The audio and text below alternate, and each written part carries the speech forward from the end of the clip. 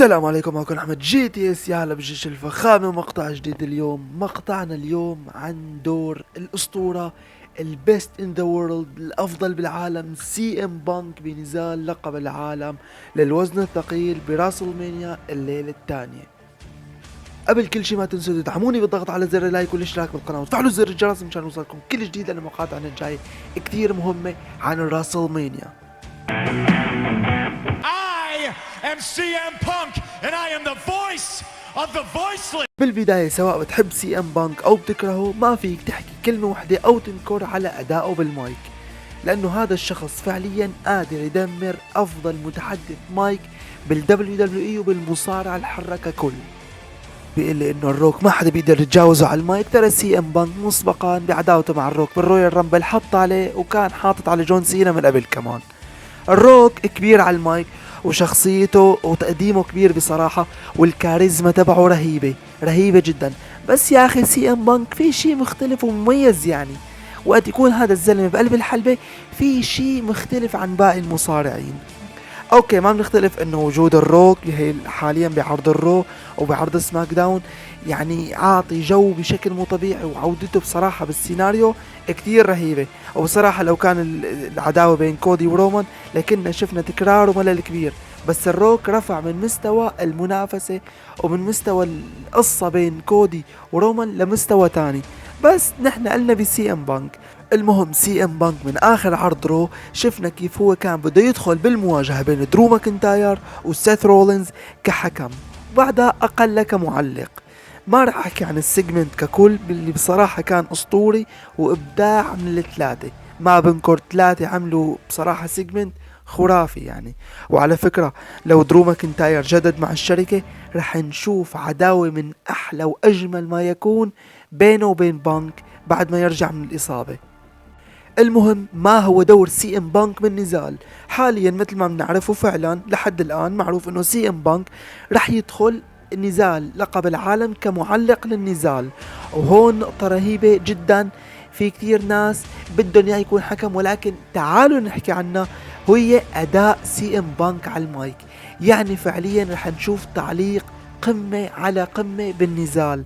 سي ام بانك فعليا من افضل المتحدثين. كيف لما تحطه على طاولة التعليق فعليا رح يسفل ويهين درو ماكنتاير وسيث رولينز، لانه الحلو بالموضوع انه سي ام بانك عنده عداوة مع الاثنين، بيكره الاثنين، يعني فعليا ما حينحاز لطرف على حساب الطرف الثاني. بانك رح يهين الاثنين على المايك. طيب، هل بانك رح يكتفي انه يعلق على النزال وهالترويج هذا كله اللي كان لبطولة العالم ولا سيث رولينز درو ماكنتاير وسي ام بانك بس انه يعلق؟ هل سي ام بانك رح يتدخل بالنزال ويروح يضرب درو ماكنتاير او سيث رولينز؟ طيب، قبل ما احكي واشرح بهالموضوع لازم نعرف انه الروك باي نتيجة كانت بنزال التاك تيم بالليلة الاولى بالحدث الرئيسي ما رح يتدخل بنزال سيث رولينز. اوكي، هو حكى وقال بالسيجمنت يلي كانوا فيه اربعتهم سوا انه رح يبعد اللقب من سيث رولينز، وهون محتمل يكون قصده عن نتيجة النزال ككل، مو انه يتدخل، لانه فعليا هو عنده شيء تاني بده يتدخل فيه. ولكن كون هو الفاينل بوس فممكن يكون له دور بخسارة سيث رولينز لدرو ماكنتاير. فتدخل الروك وسي ام بانك موجود رح يعمل نوعا ما شيء عبث كبير ويخرب طريقة نهاية النزال.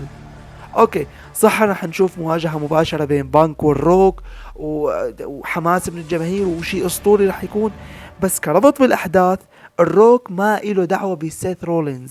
حتى وقوفه امام بانك ما له لزوم حاليا، لانه للمستقبل ما في شيء يعني ممكن انه يبني عليه كعداوة بيناتهم. فنرجع لموضوع تدخل سي ام بانك بالنزال يلي رح يصير خيار من الاثنين، ورح اشرحهم لان هذا الشيء هو المنطقي او المفروض انه يصير.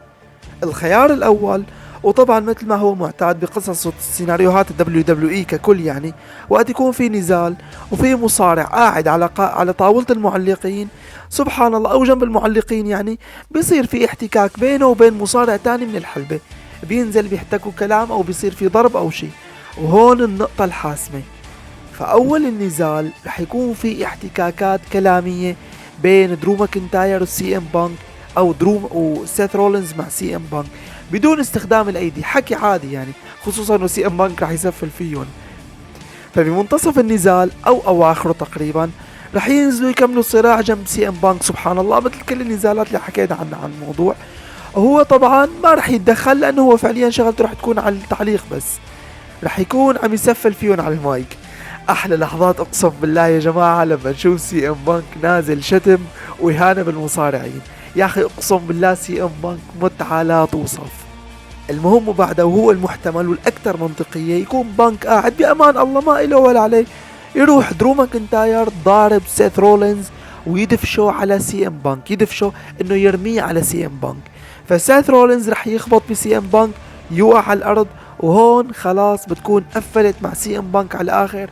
يوقف وجه لوجه مع درو ماكنتاير يلي رح يكون مبسوط وعم يضحك على بانك انه علقوا مع سيث رولينز، ويطلعوا بيكملوا اللقاء عادي. بانك ما رح يضربه ولا رح يتدخل، لانه ضرب بانك رح ينهي النزال مباشرة، نو ديسكواليفيكيشن، فورا حرمان الاهلي.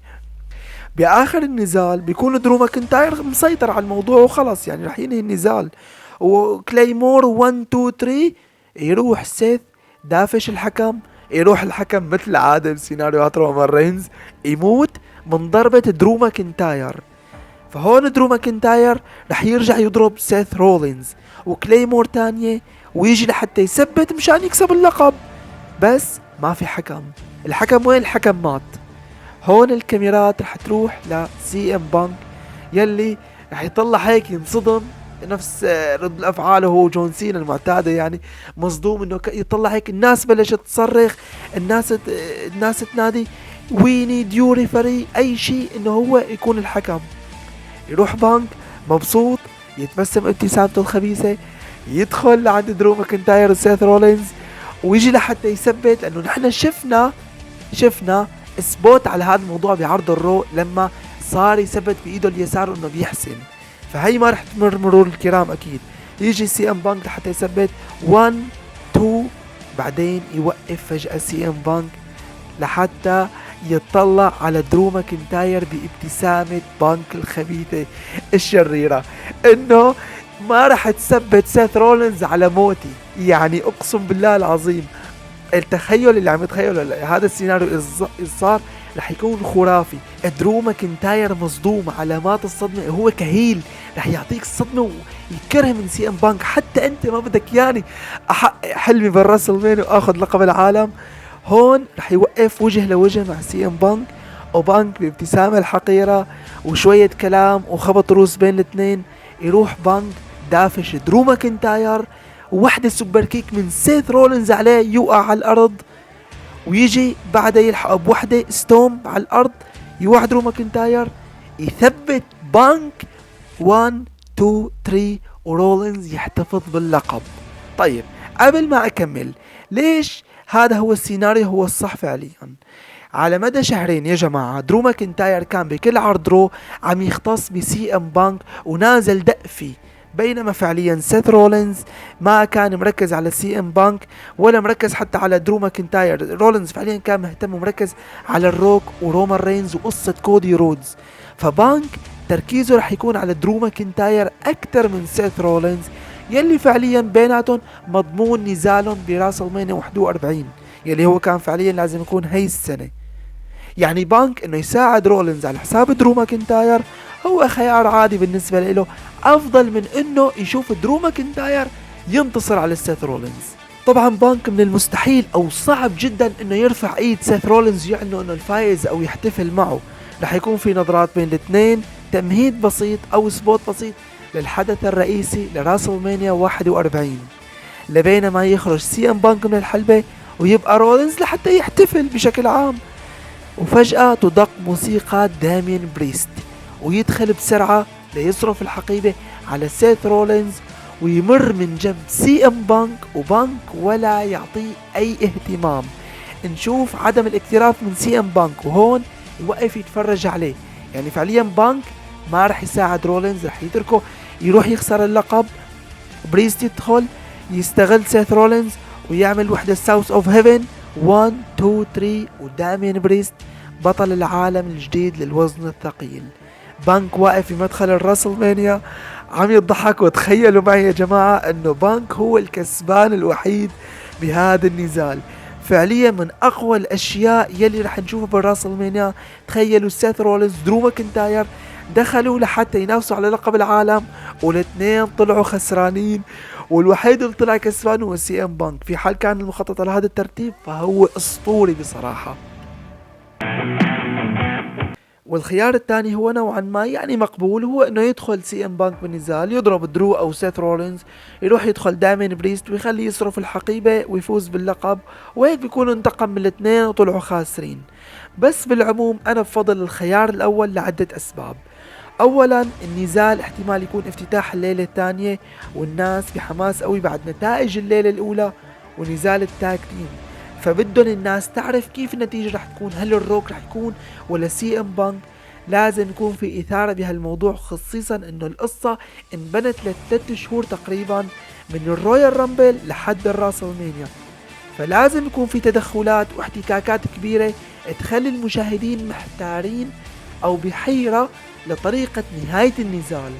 وبرجع كرر انه تدخل الروك مثلا يدخل دامين بريست او يدخل يخرب على سيث رولينز فهو ضعيف جزئيا او ضعيف الحدوث، لأن الروك فعليا رايح للحدث الرئيسي للراسلمانيا الليلة الثانية، يعمل اللي بده اياه يعمله، يخون رومان، يخون كودي، يضرب. هذا الشيء للروك. الروك ما حيدخل حاله مرتين بالنزالين اللقب. وبانك رغم انه ما رح يصارع الا انه رح يكون له نكهة خاصة بالراسلمانيا. فوالله يا جماعة جهزوا حالكم لأفضل نزال براسلمانيا وأفضل تعليق على نزال على مر العصور، وجهزوا حالكم لشتايم وتسفيد وكوميديا. يعني اسطورة هذا الزلمة على المايك. هذا الزلمة ما حدا فينا يحط عليه بنقطة. عطيه مايك واسمع الإهانات بس. وهذا كان مقطعنا لليوم، ان شاء الله تكون عجبتكم. ما تنسوا تحطوا لنا لايك وتشتركوا بالقناه، تفعلوا زر الجرس، واعطونا رايكم بالتعليقات شو بتتوقعون نهايه نزال لقب العالم الوزن الثقيل. كان معكم احمد جي تي اس، والسلام عليكم.